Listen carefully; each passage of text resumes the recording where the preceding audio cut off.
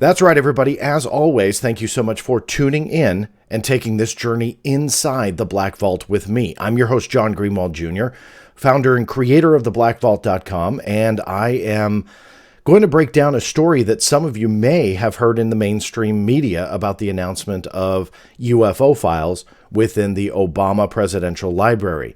Now, I found myself kind of in the center of this story. I had posted it last week on social media.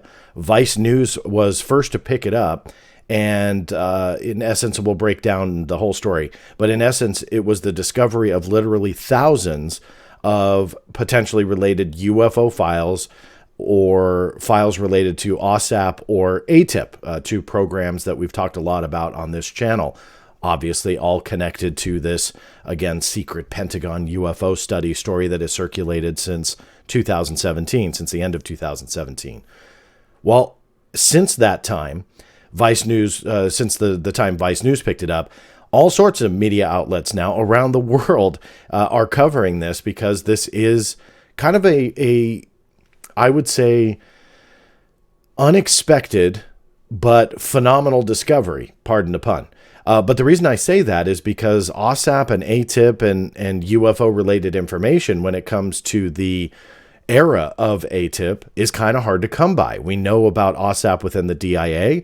We know that there's some files, we think, within DOD, but really nothing has come out yet when it comes to the actual program files.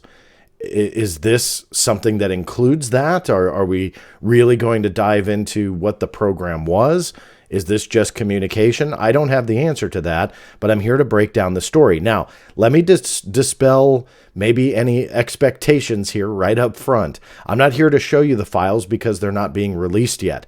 I'll get into the timetable in a few minutes, but that's not what this video is. Rather, I want to break down for you guys the process.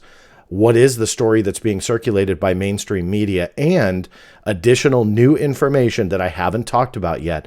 I briefly spoke about it yesterday when I did a panel discussion for the LA Law Library that was online. Now, I posted this out a few times.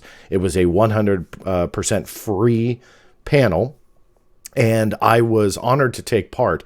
This was not a UFO organization, nor was it a quote-unquote UFO event, although UFOs were talked about in a panel about the Freedom of Information Act at this law library in Los Angeles. I was on a panel with Michael Morrissey, who is the founder of Muck Rock, and Grace Chen, who is part of Thomson Reuters and works within that news organization.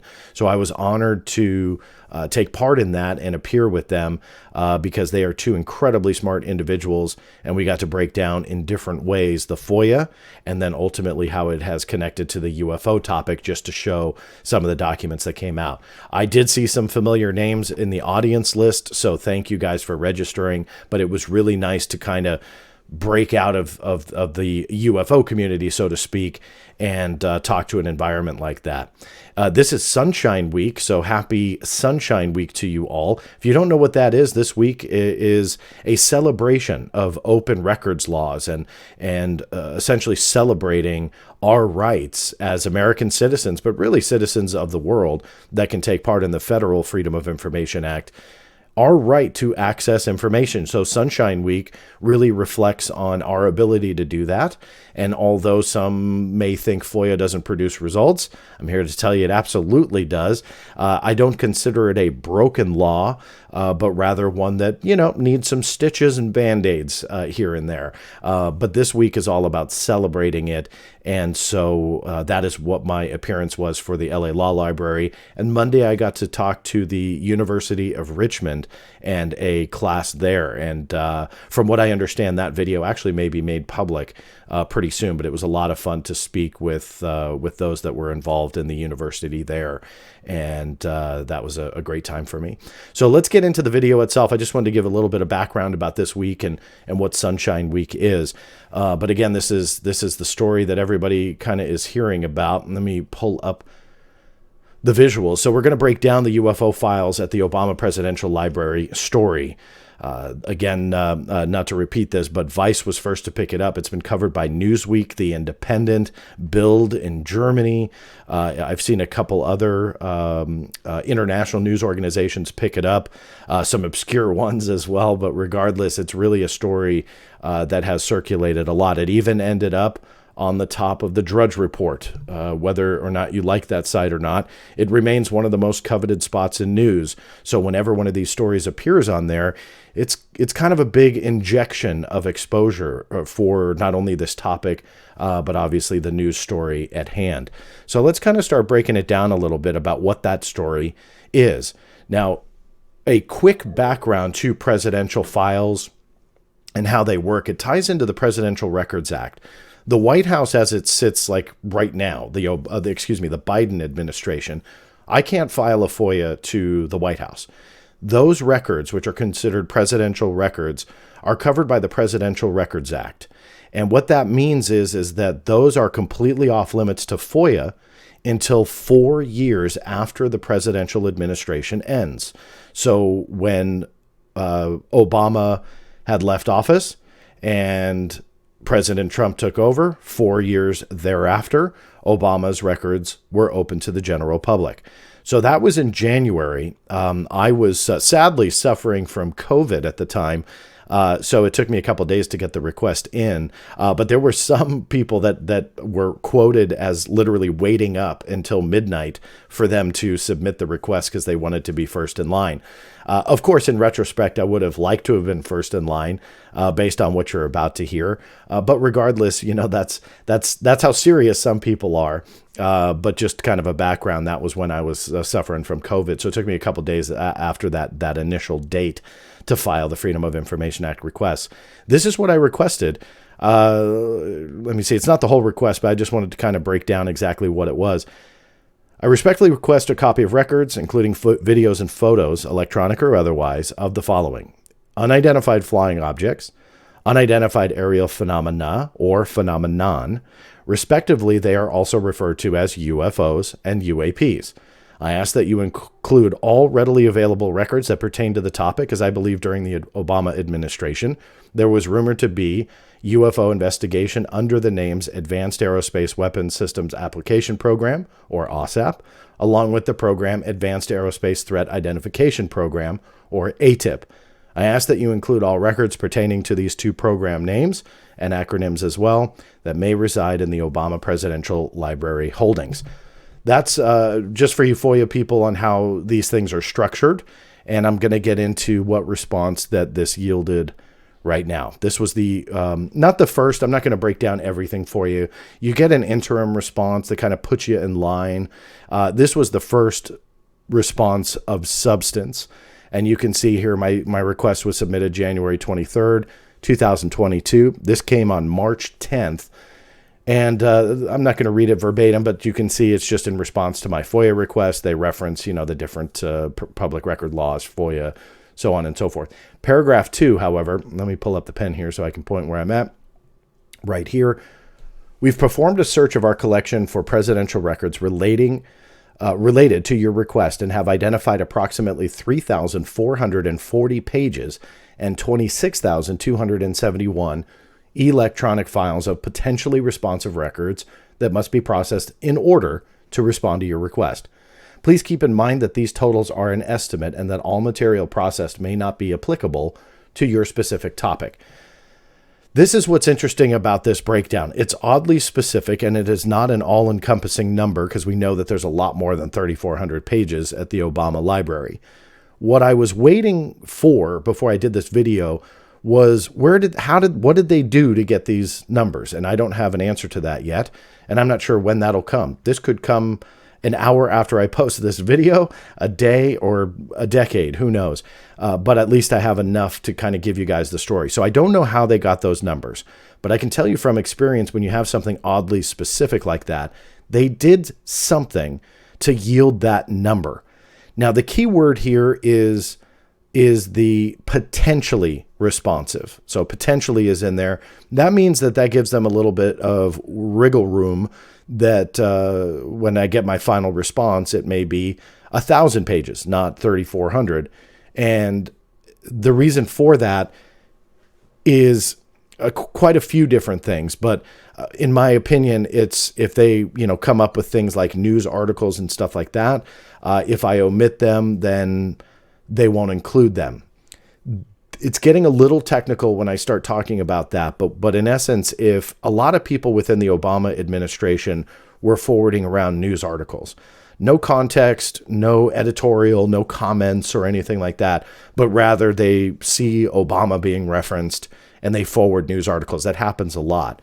Well, those are subject to FOIA, but it's not really interesting. So, and the reason is it's just a newspaper article, so it doesn't really matter, if you file a FOIA request, and they still have to review it. So a lot of times in a FOIA, you can say, I omit all publicly available information like newspaper articles. So they use the word potentially simply because they do answer these very much like a lawyer. But on top of that, you're also not being locked in to guaranteeing me there's 3,440 pages, because that opens it up to a nightmare where I get 1,000 pages and I go, hey, wait a minute, here's my appeal. You guys said this, so on and so forth. So it's a little bit safety language as well. The 26,271 electronic files was to me more mind-blowing than the 3,400 pages, because I wasn't sure exactly what that encompassed. I'll tell you what that encompasses in a second. That's the new information that I haven't talked about yet. I had responded. I had posted out on the 10th the announcement from the Obama library that this was found during my request, which I was floored. I use those words on Twitter. I'll echo them here now. And I even said this in Twitter. If true, I'm floored, because I didn't expect that. I really didn't. That's a big chunk of data on a program that has very little to its name, at least as I record this. I know that some people may not like me for saying that, but that's just the reality. FOIA hasn't produced anything because DIA is sorely behind. And the Pentagon is very much pushing back on the fact that they really don't have anything. Emails of Luis Elizondo have been deleted. That's a big story. So it's very hard to come by these records. So when the Obama administration says we have literally tens of thousands of pages in electronic files, you got my interest, because UFO related or not, it sounds like it might be about AAWSAP or AATIP or both. Now we're talking. Now this will break down what is really going on. And on top of all else, why was the White House involved in this conversation? So if this ends up to be all newspaper articles, I'll be quite surprised. I highly doubt that it is. The last response, and here's the new stuff, so I'll spend a little bit more time on this. This is the breakdown of the material itself. And I want to go back a slide because I was jumping ahead too quickly. When I had received the breakdown, I wrote them back after I posted all that material and said, essentially, how long is this going to take? Is there any ETA? What can I expect from this? And you can see here in this paragraph, as stated in our letter dated February 18th, part of, and then the case number, it's been piggybacked onto a FOIA request previously submitted for similar records. The request that yours is piggybacked onto is in the complex unclassified electronic queue, and there are 64 requests ahead of it in this queue. Our best estimate at this time is that it may be completed in approximately 12 years. This paragraph here, as stated in our letter dated March 10th, 2022, part of request 22-21122-F, for those listening to the audio version, that's the case number, is in the complex unclassified electronic queue, and there are 87 requests ahead of yours in this queue. Our best estimate at this time is that it may be completed in approximately 16 years. If you have any questions regarding your FOIA request, please contact our staff. Well, you darn better believe I got questions. First and foremost, why 64 requests causes a 12-year backlog, and why 87 requests in what is kind of worded the same queue, complex unclassified electronic queue. Complex unclassified electronic queue. The same exact queue is referenced in both paragraphs with different numbers ahead of it, same case number, and the ETA differs by 4 years. I don't have an answer to that either. Trying to figure that out. I think it may have likely been a typo.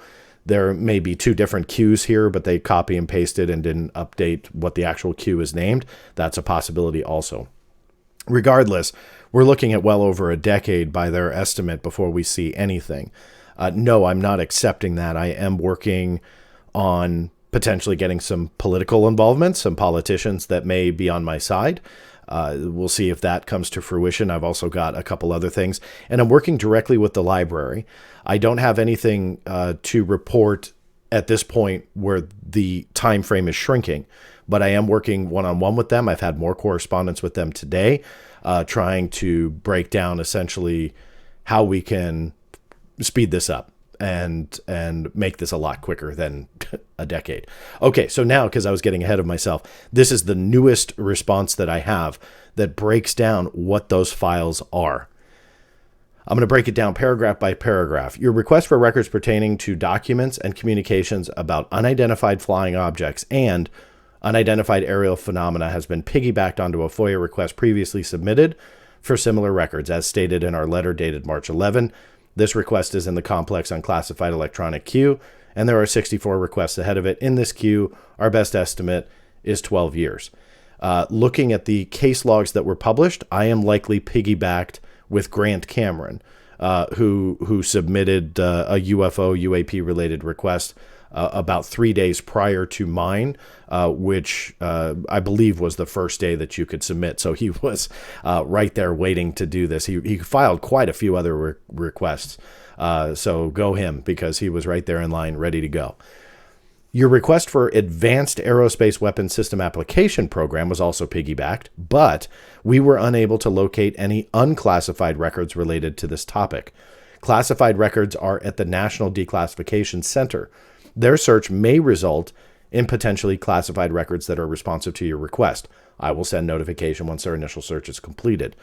What I'm not sure here is if they are aware that there are classified AAWSAP-related documents, or they're waiting for the National Declassification Center to give them an answer. Still waiting on that, but at least they are, again, breaking down what they've told me previously. This is where it gets a little bit more interesting.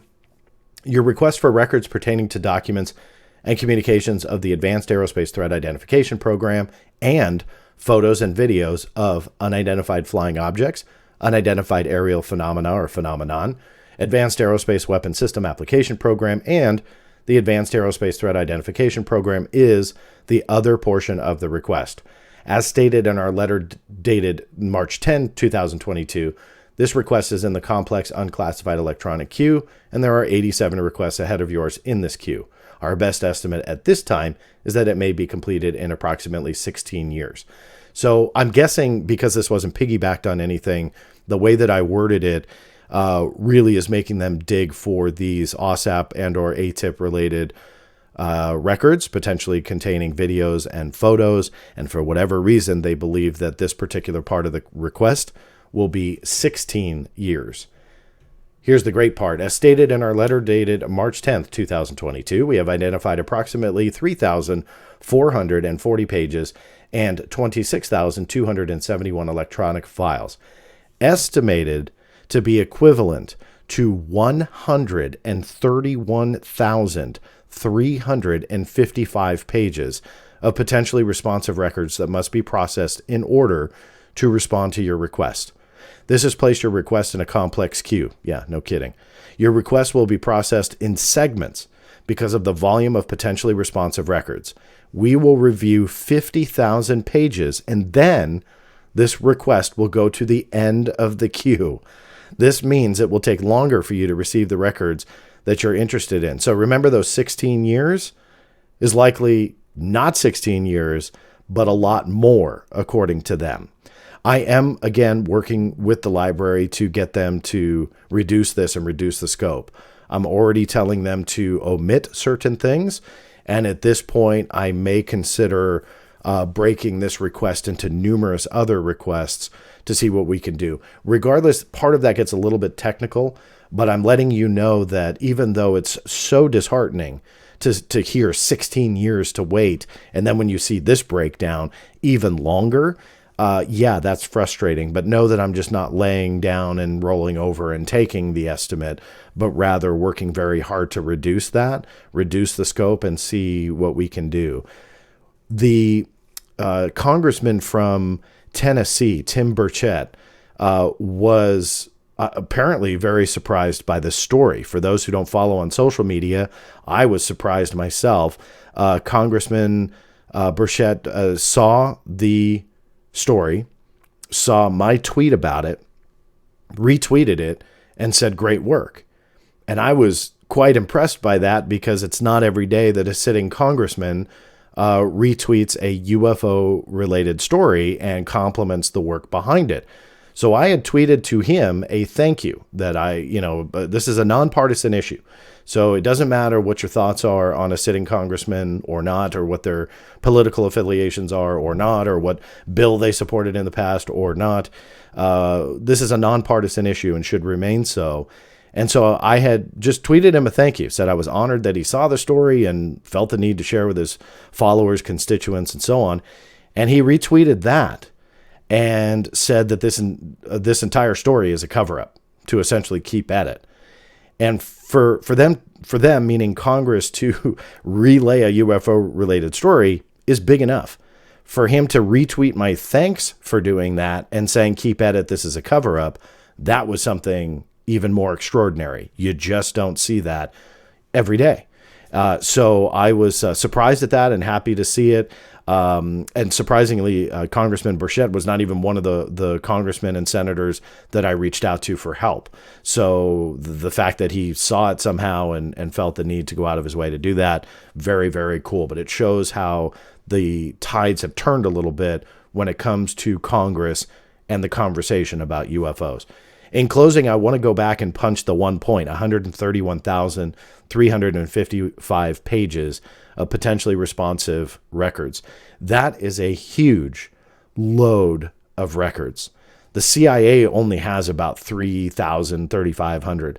The NSA has, 800 to 1,000.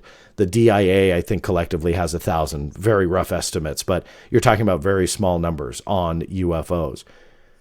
For the Obama administration to come back and say we have over 130,000 potentially responsive records, that is a huge deal. Even 10% of that, if they consider it relevant, and for whatever reason the other 90% wasn't, that's a big deal. I will dispel the potential myth that is brewing that this is a generic number, that this is what's at the library. And I will just say again, there's no way that they only have 131,000 pages of digital files to sift through to see if any are related to AATIP.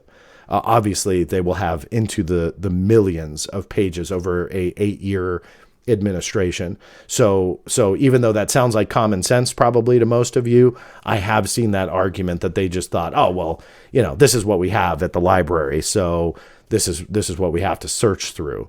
They did something. And that's what I'm figuring out on how they came up with those numbers. And I will update you on social media, but also on top of that, do a new video if it is extraordinary and something I should inform you on. So that's the story. That's the breakdown. I know sometimes this gets a little dry. Don't get me wrong. It gets a little repetitive because they use the same language. So for me to tell you properly the story, you might hear things a couple different times simply because I hear them a couple different times.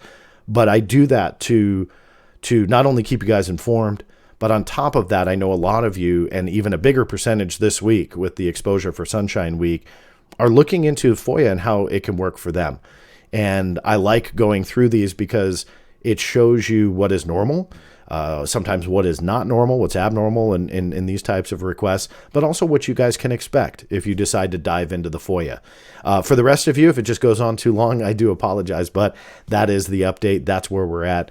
And it's just onwards and upwards from here. We'll see what the Obama library says. I want to close with this, even though, again, it is frustrating to get those estimates, but encouraging at the amount of information that's found. I have zero complaints at the communication from the Obama library, and that is something that I very much appreciate as a researcher and somebody that, although is met with a extraordinarily long time frame, very much appreciate their willingness to work with me and break down the information very quickly, because they have responded to some of this very, very quickly when I have questions. Hopefully it stays that way, but jury's still out on that. But at least at this point, I do want to take the time, especially here on Sunshine Week, to recognize an agency that is very communicative. And hopefully those 16 and 12-year estimates are nothing of the sort, because that just shouldn't happen with 60 or 80 cases at this point. So I'll keep you updated. Thank you guys so much. I know I'm a broken record on this part. Please, if you're on YouTube, give that thumbs up button a hit. Make sure you're subscribed to the channel. And the biggest help is spreading the word about this video and many others if you feel that they will be of interest. On top of that, if you are listening to the audio version, because I decided to do this update in the podcast form as well, I always look for 5 stars. If you can add a review on whatever platform you are on. I know that I'm on Stitcher and iTunes and Google Play Store, or whatever your podcast aggregator of choice is. It's under the Black Vault Radio. So again, the Black Vault Radio, that is where you can subscribe to the podcast and help me out by adding a review. It really does help spread the word. Thank you, guys. This is John Greenwald Jr. signing off, and we'll see you next time.